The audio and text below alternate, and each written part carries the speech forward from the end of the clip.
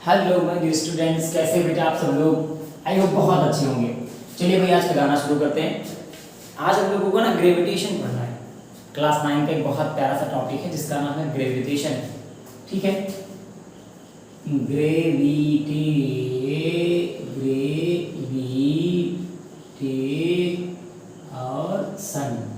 देखो भैया, ग्रेविटेशन में पहले आप समझो कि आपको कौन कौन से टॉपिक पढ़ने हैं।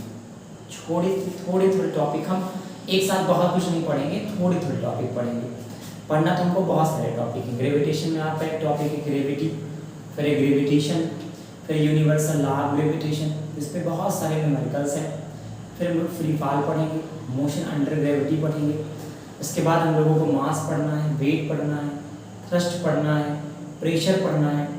ऐसे कई सारे टॉपिक हैं, लेकिन आज हम थोड़े से टॉपिक पढ़ेंगे। आज केवल हम पहला टॉपिक जो आज हमको कवर करना है उसका नाम होगा ग्रेविटी। दूसरे टॉपिक का नाम होगा ग्रेविटेशन, और जो थर्ड टॉपिक होगा जो मोस्ट इम्पॉर्टेंट है वो होगा यूनिवर्सल लॉ ऑफ ग्रेविटेशन। ठीक है, इसके बाद में आपका फोर्थ टॉपिक होगा relation between small G and capital G. बस आज हम केवल 4 टॉपिक पढ़ेंगे। ठीक है, इन चारों पे इसको फिर इन पे थोड़े से क्वेश्चंस, फिर सीधे इसको पढ़ेंगे, इस पे थोड़े से क्वेश्चंस करेंगे। कल यूनिवर्सल लॉ ऑफ ग्रेविटेशन पे न्यूमेरिकल का एक वीडियो आएगा जो स्पेशली इसके न्यूमेरिकल को रिप्रेजेंट करेगा। बहुत छोटे वीडियोस बनाए जाएं ताकि आपको बिल्कुल भी बोरिंग ना लगे। आइए शुरू करते हैं आज की कहानी। बेटा देखिए, सबसे पहले हम ग्रेविटी की बात कर लेते हैं। पहले आप देखो ग्रेविटी एक्चुअल में होती क्या है। देखो, the force applied between earth and object when object it's near of surface. जब कोई ऑब्जेक्ट अपने अर्थ के आसपास होती है तो अर्थ उस पर एक फोर्स लगाती है। क्या करती है? फोर्स लगाती है। काहे के लिए लगाती है? उसको नीचे को खींचने के लिए। मान लो कि तुम छत पर से कूद पड़ो तो अर्थ तुम पर भी एक फोर्स लगाएगी, नीचे को खींचेगी। इसी फोर्स को क्या बोलेंगे? ग्रेविटी। दोबारा समझो, जब हम अर्थ के आसपास होते हैं, हम या कोई भी ऑब्जेक्ट, और वो नियर अबाउट अर्थ के पास होती है, ऊपर फेंकी जाती है। देखो, अर्थ पर होना अर्थ के पास होने में डिफरेंस है। अर्थ पर जैसे अभी हम लोग कहाँ हैं? अर्थ पर। अभी ऊपर किसी ऑब्जेक्ट को फेंक दे तो क्या हो जाएगा? अर्थ के पास। जब वो अर्थ के आसपास होगी तो अर्थ अपने आसपास एक अजीब तरीके का फोर्स, एक अट्रैक्शन फोर्स लगाती है। इसी फोर्स को हम लोग क्या बोलते हैं? ग्रेविटेशन, ग्रेविटी जिसको कहते हैं। ठीक है, दोबारा समझो, the force applied between object and earth when object nears at surface is called gravity. दोबारा देखते हैं, चलो यहाँ पर जल्दी हम लोगों ने किसकी बात की है? ग्रेविटी की। चलिए डिफिनेशन लिखिए। द ग्रेविटी एक टाइप का अट्रैक्शन फोर्स होता है। The attraction force applied between earth and objects is called gravity. जब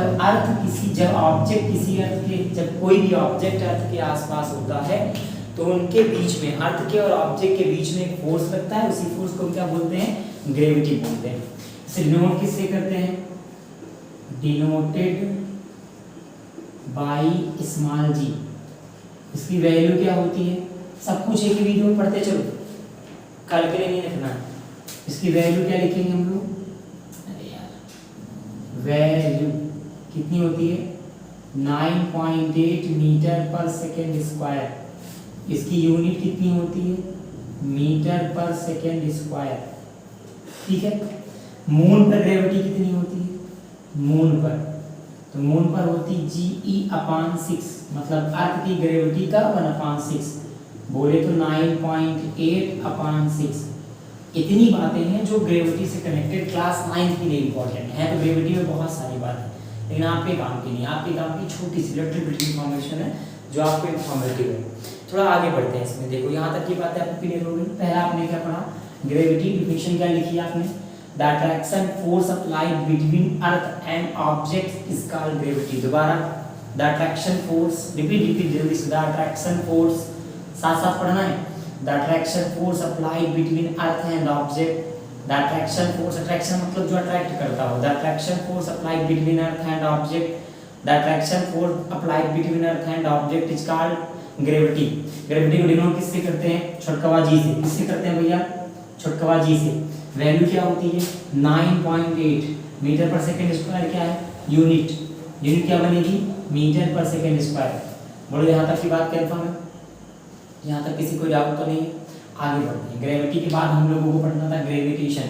इस पे कोई न्यूमेरिकल नहीं है, कोई टॉपिक नहीं है, ठीक है। आप इतना जानो, जब कोई बॉडी ये अर्थ है मान लो, यहाँ पर वैल्यू लग रही 9.8 मीटर पर सेकंड स्क्वायर। अगर कोई बॉडी अर्थ से ऊपर जाएगी तो ग्रेविटी डिक्रीज करेगी, डिक्रीज करेगी, डिक्रीज मतलब कम होती जाएगी। जब कोई ऑब्जेक्ट अर्थ से नीचे जाएगा, गड्ढा खोदते नीचे चला जाए, तब भी ग्रेविटी क्या करेगी, डिक्रीज करेगी। इन दोनों हालात में ग्रेविटी की वैल्यू घटती चली जाएगी लगातार। जैसे जैसे जैसे जैसे आप ऊपर जाओगे वैसे वैसे ग्रेविटी कम होती जाएगी। मतलब आपको अर्थ कम अट्रैक्ट करेगी, बहुत दूर चले जाओगे तो अर्थ अट्रैक्ट करना बंद कर देगी, फिर इधर ऊपर जाओगे तो फिर बिल्कुल भी नहीं करेगी। बस समझ जाओ अपने हिसाब से, आप लोग तो घर के हो। देखो, जब गड्ढा खोद के आदमी नीचे जाएगा, कुछ दूर तक नीचे जाएगा, ठीक है भाई, बहुत नीचे जाओगे जाओ, फिर जाने की तरह को तो फिर ठीक है, अर्थ भी निपटा देगी। अपन बात समझ में आ रही है, चलो इसे रफ करते हैं, इतनी बात क्लियर।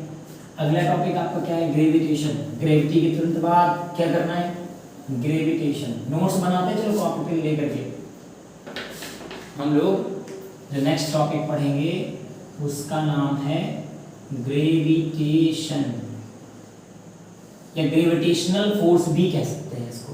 क्या बोलेंगे, ग्रेविटेशनल फोर्स। हम क्या बोलेंगे, ग्रेविटेशन बोलो, या फिर ग्रेविटेशन क्या है, एक टाइप का फिनोमेना है, फिनोमेना। और अब हम क्या लिखने जा रहे हो, फोर्स, ग्रेविटेशनल फोर्स। देखिए ग्रेविटेशनल फोर्स क्या होता है पहले समझे ध्यान से। हम लिखेंगे वो किसके किसके बीच में लगता है, वो ऑब्जेक्ट और अर्थ के बीच में लगता है। ये किसके बीच में लगता है, दो ऑब्जेक्ट के बीच में। हम लिखेंगे इसको द फोर्स, ये भी अट्रैक्टेड ही होता है, अट्रैक्शन फोर्स ये भी होता है। The force applied between two objects, object बराबर लिख देता हूं, objects in universe is called gravitational force. ठीक है, इसको डिनोट किससे करते हैं, एफ से। इसकी यूनिट क्या होती है, न्यूटन। एक और होती है, न्यूटन की वाइफ का क्या नाम था, डाइन, तो हो जाएगा डाइन। एक और होती है केजी मीटर पर सेकेंड स्क्वायर। एक और होती है, केजी को क्या लिखोगे, ग्राम, मीटर को क्या लिखोगे, सेंटीमीटर पर सेकेंड स्क्वायर। ये आपकी चार यूनिट हैं फोर्स की। ग्रेविटेशन क्या है, एक तरीके का फोर्स है। ठीक है, देखो अब आगे समझो, यहाँ पर क्या दिया गया है, gravitational force, the force applied between two bodies या two objects in the universe is called gravitational, in universe is called gravitation या ग्रेविटेशनल फोर्स। ठीक है, इसे जल्दी से नोट करो। दोबारा, द फोर्स अप्लाइड बिटवीन, देखो ग्रेविटी किनके किनके बीच में थी, ऑब्जेक्ट और अर्थ के बीच में। ग्रेविटेशन किनके किनके बीच में है, दो ऑब्जेक्ट के बीच में। कहीं दो ऑब्जेक्ट बीच में, कहीं दो ऑब्जेक्ट को चिपकाए रहना क्या कहलाता है, ग्रेविटेशन। इसकी वजह से क्या होता है, अगर ग्रेविटेशनल फोर्स ना लगे तो हमारे यहाँ जो गैसेस हैं चली जाएंगे, हुर्र हो जाएंगे। अगर गैस चली जाएगी तो क्या होगा, अगर गैस चली गई, छोटी छोटी छोटी छोटी छोटी छोटी छोटी छोटी पार्टिकल है उनकी गैस है, अगर मान लो गैस चली गई तो हम सांस नहीं ले पाएंगे। भाई हम सांस लेते हैं तो हमारी बॉडी के अंदर ऑक्सीजन जाती है, ऑक्सीजन जाती है, फिर हम कार्बन डाइऑक्साइड को रिलीज करते हैं। तो ऑक्सीजन का हमारे बॉडी में लेना और कार्बन डाइऑक्साइड को रिलीज करना, इन दोनों का कॉम्बिनेशन गैस की वजह से हो पाता है ना। तो अगर ग्रेविटेशनल फोर्स ना हो तो हम ऐसा करते रहे, कोई फायदा नहीं, गैस भी नहीं अंदर आएगी। जब गैस अंदर नहीं आएगी, क्योंकि हमारे नाक से ग्रेविटेशनल फोर्स नहीं लगा, जब गैस अंदर नहीं आएगी सवाल ही नहीं उठता कोई कार्यक्रम बन जाए। स्वाहा। ठीक है, अभी छोटे से रफ करते हैं इसको, फिर थोड़ा और बात है, आगे बातचीत बनाते हैं इसके बाद। अब देखो ये बात तो कंफर्म हो गई कि जब कोई ऑब्जेक्ट अर्थ के आसपास रहता है तो अर्थ उसको अट्रैक्ट करती है, उस फोर्स को ग्रेविटी बोलते हैं। दोबारा, जब कोई ऑब्जेक्ट अर्थ के आसपास होता है, ऊपर फेंका जाता है, नीचे फेंका जाता है, ढंगनाया जाता है, लुढ़काया जाता है, घरराया जाता है, तो उस पर अर्थ एक फोर्स लगाती है, उस फोर्स को क्या बोलते हैं? ग्रेविटी बोलते हैं। फिर अगली बात ये आ गई ना कि ग्रेविटेशनल फोर्स क्या होता है। तो इस ब्रह्मांड में, पूरे संसार में, यूनिवर्स में दो बॉडी के बीच में जो फोर्स लगता है, इन्हीं दो बॉडीज के बीच में जो फोर्स लगता है वो क्या, उसको क्या बोलते हैं? Gravitational force. इस फिनोमेना को क्या बोलते हैं? ग्रेविटेशन। इन्हीं दो बॉडी को अट्रैक्ट करने के फिनोमेना को क्या बोलेंगे? ग्रेविटेशन। कोई भी दो बॉडी आपके पास है और आपने अगर मान लीजिए उसको अट्रैक्ट कर दिया, अट्रैक्ट कर लिया आपने, नहीं, इस फोर्स ने, तो उसको क्या बोलेंगे? Gravitational force. और इस फिनोमेना को क्या बोलेंगे? ग्रेविटेशन। ठीक है। अब ये बात समझ नहीं आ रही थी कि कितना अट्रैक्ट करेगी। मान लो एक बॉडी ये है, फॉर एग्जांपल एक बॉडी है m1 और एक बॉडी है m2 और दोनों मान लो एक दूसरे से r डिस्टेंस पे रखे हैं, तो एक बात तो हमको पता है कि दोनों बॉडीज के बीच में फोर्स लगेगा। कौन सा फोर्स लगेगा? ग्रेविटी नहीं लगेगी, ग्रेविटेशनल फोर्स लगेगा। ग्रेविटेशनल। कोई बॉडी ऊपर जाएगी, नीचे जाएगी, तब ग्रेविटी काम करेगी। ऐसे तो नॉर्मल में ग्रेविटेशनल फोर्स अप्लाई करेंगे, वो भी ग्रेविटी का एक फॉर्म है, बट हम यहाँ पर नॉर्मल क्या बोलेंगे? Gravitational force. तो देखो, दो बॉडी रखी है, हमें पता दोनों बीच में फोर्स लगेगा। फोर्स लगेगा तो कैसा फोर्स लगेगा, कितना फोर्स लगेगा, ये जानने के लिए न्यूटन ने एक लॉ दिया, इसको बोलते हैं universal gravitational law. Universal gravitational law.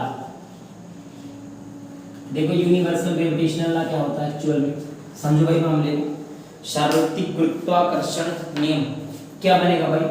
इन्होंने बताया कि दो बॉडी के बीच में लगने वाला फोर्स उनके मासेस के प्रोडक्ट के डायरेक्टली प्रोपोर्शनल टू होता है और उनके डिस्टेंस के स्क्वायर के इनवर्सली प्रोपोर्शनल टू होता है। इसका मतलब समझो, उन्होंने कहा जब कोई दो बॉडी हो उनके बीच में मास, जैसे यहाँ m1 2 kg, यहाँ पर 2 kg, यहाँ पे 4 kg, अगर आप इनका मास बढ़ा दो, यहाँ 4 kg को 8 कर दो, यहाँ 2 को 4 कर दो, तो जब मास बढ़ा दोगे तो इनका फोर्स क्या हो जाएगा? बढ़ जाएगा। लेकिन अगर तुमने डिस्टेंस बढ़ा दी तो फोर्स दुगनी स्पीड से घट जाएगा। अब देखो ये RHS है, ये पूरे वैल्यू को क्या बोलेंगे? RHS। इधर भी RHS। अगर RHS की वैल्यू अपान में ना हो, देखो यहाँ अपान में है, यहाँ अपान में नहीं है, देखो अपान मतलब 1 अपान में नहीं लिखी, तो ये जो साइन तुमको दिख रहा है इसको बोलेंगे डायरेक्टली प्रोपोर्शनल। लेकिन अगर RHS की वैल्यू 1 अपान में है तो इसी साइन को बोलेंगे इनवर्सली प्रोपोर्शनल। ये डायरेक्टली प्रोपोर्शनल, ये इनवर्सली प्रोपोर्शनल। ठीक, दोबारा समझो। मान लो ये वाली साइन, ये जो वैल्यू तुमको दिख रही है, कौन सी वैल्यू? सॉरी, ये वाली वैल्यू, ये वैल्यू अगर अपान में है, इधर RHS की वैल्यू देखो अपान में नहीं है ना, नॉर्मल लिखी हुई है, तो इस साइड को क्या बोलेंगे? Directly proportional. मतलब इसके बढ़ाने पर ये बढ़ेगा, इसके घटाने पर ये घटेगा। इससे इस पर फर्क नहीं पड़ेगा, इससे इस पर फर्क पड़ेगा। इन दोनों का मल्टीप्लाई बढ़ेगा, जब 4 × 2 8 होगा तो ये 8 बन जाएगा, 4 16 होगा, 16 बन जाएगा। मतलब इधर की वैल्यू इंक्रीज करोगे तो इधर की वैल्यू अपने आप इंक्रीज होगी। ठीक है, मतलब जब जब आपके m1 m2 का मल्टीप्लाई बढ़ेगा तब तब फोर्स की वैल्यू भी बढ़ेगी। लेकिन अगर आपके डिस्टेंस का स्क्वायर बढ़ने लगा, आपकी डिस्टेंस अगर बढ़ने लगी, डिस्टेंस मतलब r बढ़ने लगा, तो f की वैल्यू क्या हो जाएगी? डिक्रीज करना शुरू कर देगी, मतलब कम होने लगेगी। इस साइन को क्या बोलेंगे? Inversely proportional to. इसको क्या बोलेंगे? Directly proportional to. अब दोनों को मिला दिया जाएगा, एक साथ मिलाएंगे तो देखो क्या कहानी बनेगी। आपका एक फॉर्मूला बनेगा, f is directly proportional to m1 m2 upon का r²। ये आपका असली सगा फार्मूला है। ठीक है, यहाँ तो बात समझ में आई। यहीं से इसका डेरिवेशन, यहीं से इसकी डिफिनीशन निकालते हैं। ये दोनों फार्मूले हो गए, यहीं से डिफिनीशन निकलेगी। या चलो इसको हटाते हैं, हम आपको दोनों डिफिनीशन को डिवाइड करके बताते हैं। मान लो हमने ये लिख दिया, f is directly proportional to m1 and m2। पहले एक लाइन यहाँ से लिखो, यहाँ लिखेंगे the gravitational force between two bodies is directly proportional to the product of their masses। यहां तक रुक जाओ। अब इसके तुरंत बाद देखो इन्होंने क्या किया, पूरी थ्योरी को चेंज किया। इन्होंने लिखा F is inversely proportional to 1/r²। आप भी चेंज करो, आप लिखोगे एंड क्या है, inversely proportional to distance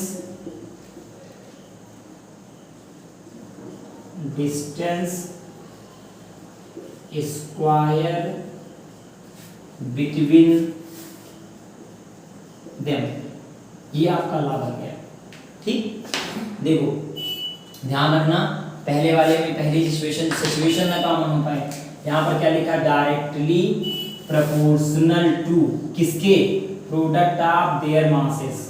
and यहाँ क्या लिखा, इनवर्सली प्रोपोर्शनल टू किसके, डिस्टेंस स्क्वायर बिटवीन देम, इन दोनों के बीच की डिस्टेंस के। चलो स्टोरी को समझो, कैसे डिफाइन करोगे। The force applied between two bodies, the gravitational force between two bodies is directly proportional to the product of their masses and inversely proportional to the distance square between them। दोबारा समझो, the force applied between two bodies, the force applied, कौन सा force होगा, attraction। the force applied between two bodies is directly proportional to the force applied, the force कौन सा force होगा, attraction। the force applied between two bodies is directly proportional to the product of their masses। दोबारा, the force applied between two bodies, ये नहीं बोल रहा हूँ, ये बोल रहा हूँ, बड़ा फील मत करिए। देखो, the force applied between two bodies is directly proportional to the product of their masses and inversely proportional to the distance square between them। मेरे साथ एक को जल्दी चलो जल्दी। the force applied between two bodies, दोबारा the force applied between two bodies, अबे जल्दी बोलो जल्दी। the force applied between two bodies is directly proportional to the distance square between them। गड़बड़ हो गया, सॉरी, दोबारा। the force applied between two bodies is directly proportional to the product of their masses।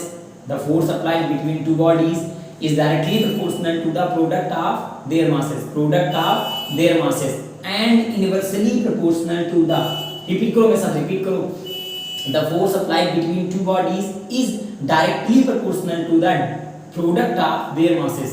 the force applied between two bodies is directly proportional to the product of their masses and inversely proportional to the distance square between them। बोलो यहाँ तक की बात समझ में आई। जल्दी से pause करके डेफिनेशन नोट करो, खुद से ट्राई करो। ऐसे स्पीड में तुम्हें रटिंग ऐसे करना नहीं चाहिए तुम्हें, मामला गड़बड़ी हो। जल्दी पॉज करो जल्दी।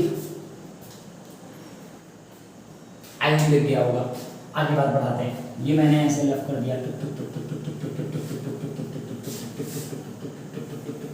अपन का जो फार्मूला है उसको दोबारा लिखते हैं। देखो हमारे पास फार्मूला क्या था, F is m1 m2 upon r²। आपका ये एक्चुअल फार्मूला था। ये इनवर्सली, इसको प्रोपोर्शनल साइन बोलते हैं।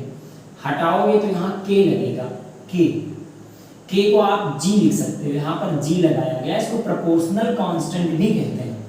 ठीक है, अब m1 की जगह m1 रहने दो, m2 की जगह m2 और अपान का क्या बन गया, r²। इतनी स्टोरी बनी टोटल। ठीक, अब देखो यहाँ जो कैपिटल G दिख रहा है इसको क्या बोलते हैं, यूनिवर्सल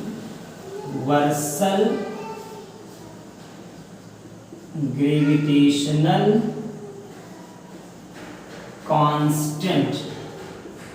ये कैपिटल G का नाम है, यूनिवर्सल ग्रेविटेशनल कांस्टेंट। इसकी दो वैल्यू होती हैं कैपिटल G की, एक होती 6.67 × 10⁻⁻11 newton metre square upon kg square. एक और होती है 6.67 इंटू 10 की पावर -8 न्यूटन की जगह, डाई मीटर की जगह सेंटीमीटर स्क्वायर, केजी की जगह ग्राम स्क्वायर। ये वैल्यू है MKS में और ये वैल्यू है CGS में। आई होप आप MKS CGS जानते होंगे, नहीं जानते तो जान लें। MKS यूनिट का वो सिस्टम होता है जिसमें लेंथ मीटर में, मास केजी में और टाइम को सेकंड में रखा जाता है, मीटर किलोग्राम सेकंड। और CGS यूनिट का वो सिस्टम होता है जिसमें हम लेंथ को सेंटीमीटर में, मास को ग्राम में और टाइम को सेकंड में रखते हैं। इसको क्या बोलते हैं? CGS। इसको क्या बोलेंगे? MKS। इसको क्या बोलेंगे? CGS। ठीक है, metre kilogram second, centimetre gram second. ये हमेशा बड़ा होता है, ये हमेशा छोटा होता है। इतनी बातें क्लियर होगी? जल्दी से नोट करो, फिर आगे बातचीत बढ़ाते हैं थोड़ी सी जल्दी। अगर आपसे कोई पूछे यूनिवर्सल ग्रेविटेशनल कांस्टेंट की वैल्यू क्या होती है तो आप ये बताओगे, MKS में, CGS में ये बताओगे। अगर आपसे कोई पूछे कि यूनिवर्सल ग्रेविटेशनल कांस्टेंट की यूनिट क्या होती है तो आप ये बताओगे या फिर ये बताओगे। यहाँ तक ठीक है? तो रफ करो, जल्दी से नोट करो। चलिए, यहाँ से कई फार्मूले बनाने हैं हमको, इसी फार्मूले से कई फार्मूले बनेंगे। देखो पहला तो अब जितने अल्फाबेट होते हैं उतनी चीजें फाइंड की जा सकती है। जैसे यहाँ पर F है, इस फार्मूले से किसी में F फाइंड कर सकते हैं, कहीं कहीं पे G भी फाइंड करने को आएगा, कहीं M1 भी पूछ सकते हैं, कहीं M2 भी पूछ सकते हैं, कहीं कहीं पे आपसे R भी पूछ सकते हैं। तो आप कितने फार्मूले बनेंगे? 1 2 3 4 5।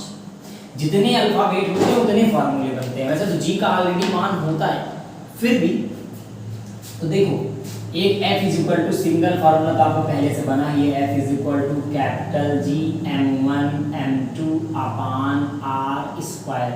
जब भी कभी से आपसे F पूछा जाएगा तो आप एक फार्मूला डायरेक्ट पुट कर देंगे। दूसरा आपसे मान लो G पूछ लिया तो देखो R स्क्वायर को उधर भेजो, बन जाएगा F into R square is equal to capital G M1 M2। M1 M2 के इधर भेज दो, क्या बन जाएगा? F into R square upon M1 M2 is equal to capital G। इसका सही फार्मूला लिखोगे तो बन जाएगा capital G is equal to F into R square upon M1 M2। ये आपके कैपिटल G का फार्मूला बन गया। जब भी आपसे कैपिटल G का मान तो ऑलरेडी दिया होता है, कांस्टेंट है, फिर भी कभी क्वेश्चन में पूछ लें कैपिटल G की वैल्यू फाइंड करो तो आप ये फार्मूला लगाओगे। बनाना सीखो, फार्मूला तो हम लोग बना ही ले रहे हैं। ये कौन से नंबर का फार्मूला बन गया? दूसरे नंबर का। ठीक, इधर रफ करते हैं। देखो 2 का काम हो गया, F निकालने का फार्मूला बन गया, G निकालने का फार्मूला बन गया, M1 का फार्मूला हमको निकालना है, बड़ा इजी है। M1 को इधर भेज दो, G अपने आप इधर आ जाएगा, तो क्या बन जाएगा? M1 is equal to F into R square upon capital G M2। ये फार्मूला किसका बन गया? M1 का। सेम इसी से मिलता जुलता है, M2 का बना लो। इस बार तो मैं M1 को भेजा था, अब की बार M2 को भेज दो, M1 को यहाँ रहने दो। क्या बन जाएगा?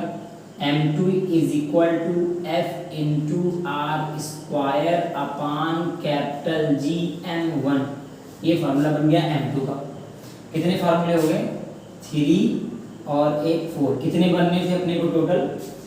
1 2 3 4 5। अभी R का फार्मूला बन गया, बच गया, बड़ा इजी है। देखो 4 नंबर का फार्मूला कैसे बनाओगे? R को इधर भेज दो या अपने आप इधर चला आएगा। ये कन्वर्जन हमेशा होती है, तुम एक वैल्यू को भेजोगे, दूसरे का काम नहीं तो उसको इधर भेज देंगे। तो R स्क्वायर बराबर फार्मूले में क्या बन जाएगा? Capital G M1 M2 upon का F। लेकिन हमारे पास R किसमें है? स्क्वायर में। हमको क्या करना? रूट में लाना पड़ेगा। स्क्वायर जब उधर आता है तो रूट बनाता है, तो आपका फार्मूला बन जाएगा root capital G M1 M2 upon का F। दिस इज योर सगा फार्मूला। ये फार्मूला नंबर 5। पांचों फार्मूले आपके यहाँ से डराइव हो गए। यहाँ तक की बात समझ में आई? बोलो जल्दी से। हाँ सर आ गई। जल्दी देखो, ये ठीक है। जब जी निकालना हो तो ये फार्मूला, M1 निकालना हो तो ये फार्मूला, M2 निकालना हो तो ये फार्मूला, R निकालना हो तो ये फार्मूला, F निकालना हो तो ये फार्मूला। ठीक है ना। अभी इसको रफ करें, देखो इसको कैसे बनाया, जिन्हें को कंफ्यूजन है। R को हमने इधर भेजा तो F इंटू आर स्क्वायर हो गया इज इक्वल टू जी, फिर M1 की जगह M1, M2 की जगह M2। हमको किसका फार्मूला चाहिए था, जी का चाहिए था, तो जी को हमने रोक लिया, जी को, बाकी पूरी वैल्यू को इस तरफ भेज दिया। इधर ये वैल्यू अपन मल्टीप्लाई में थी, इधर आई किसमें हो गई, डिवाइड में हो गई। F into r square upon M1 into is equal to G बन गया। ठीक है, अब चलो इसको रफ करते हैं, फिर आगे बातचीत करते हैं थोड़ा। अब मान लो रफ कर रहे हैं इसको, ठीक। मान लो एक सिचुएशन दे दें, ये नोट कर लीजिएगा। मान लीजिए एक सिचुएशंस आपको दे दें क्वेश्चन में, ऐसे बोले वो, मान लो क्वेश्चन में मास दिया हो, मास दिया हो और डिस्टेंस ना दी हो, F1 दिया हो, F2 ना दिया हो, निकालना हो। तो देखो इसी फार्मूले को काटेंगे पीटेंगे, कभी भी ऐसा फार्मूला बने तो आप लिखिएगा F1 is equal to F2 M1 M2 upon M3 M4, ये फार्मूला आप लिखिएगा। कभी भी आपको डिस्टेंस ना दें, बोले एक दो बॉडी जिनका मास ये है तो उनके बीच में फोर्स इतना लग रहा था, फिर दो और बॉडी उनका मास ये है तो उनके बीच में फोर्स इतना लग रहा है, कभी ऐसा फार्मूला आपको ना दे तो आप तुरंत लिखिएगा, आर ना दे, डिस्टेंस ना रहे तो आप लिखिएगा F1 upon F2 is equal to M1 M2 upon M3 M4। ठीक, फिर देखो ये पहला फार्मूला निकला। अगर मान लो मास ना दिया हो, मास ना दिया हो तो क्या दिया होगा, केवल डिस्टेंस दी हो, और F1 दिया हो F2 दिया हो, कुछ निकालना हो, तो फार्मूला बनेगा F1 upon F2 is equal to R2 upon R1 पूरे का होल स्क्वायर। ये आपका नेक्स्ट फार्मूला है। देखो यहीं से बना, जब डिस्टेंस नहीं देंगे दोनों की डिस्टेंस सेम हो जाएगी, R स्क्वायर दोनों का कट जाएगा, कैपिटल G भी कट जाएगा, इतना बचेगा। सेम जब मास नहीं देंगे तो हम मास को काट देंगे, R2 अपान R1 का होल स्क्वायर बच जाएगा, ये फार्मूला बनेगा। ये इतने फार्मूले टोटल आपके हैं, कहाँ पर, यूनिवर्सल ग्रेविटेशनल कांस्टेंट वाली वैल्यू में। चलो एक बार रिवाइज करो, पहला फार्मूला क्या है, F is equal to G M1 M2 upon R square. दूसरा क्या था, चेक करो जल्दी से, G is equal to FR square upon M1 M2। तीसरा क्या था, M1 is equal to FR square upon G M2। चौथा क्या था, M2 is equal to FR square upon G M1।